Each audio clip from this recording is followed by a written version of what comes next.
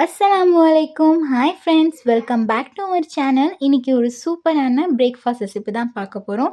அதுக்கு தேவையான பொருட்கள் வாங்க பார்க்கலாம். 2 பேக்கெட் இங்கே சேமியா எடுத்திருக்கேன். அதுக்கப்புறமா பார்த்திங்கன்னா தக்காளி, வெங்காயம், பச்சை மிளகாய், கொத்தமல்லி, இஞ்சி பூண்டு பேஸ்ட்.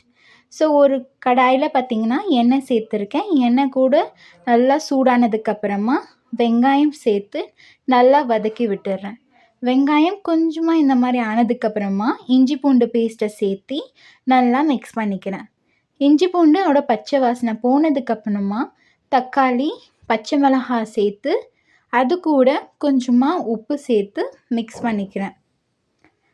தக்காளி நல்லா சாஃப்ட் ஆனதுக்கப்புறமா பார்த்திங்கன்னா கொஞ்சமாக சில்லி பவுடர், இது ஹோம்மேட் சில்லி பவுடர் சேர்த்து நல்லா மிக்ஸ் பண்ணிக்கிறேன்.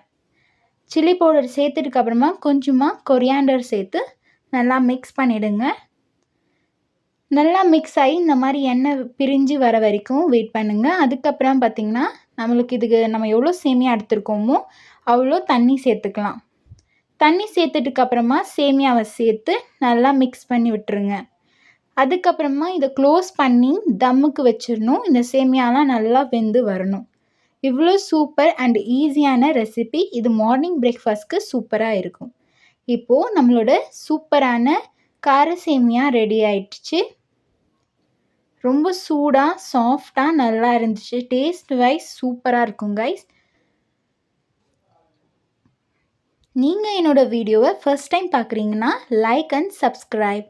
தேங்க்யூ ஃபார் வாட்சிங். Bye friends.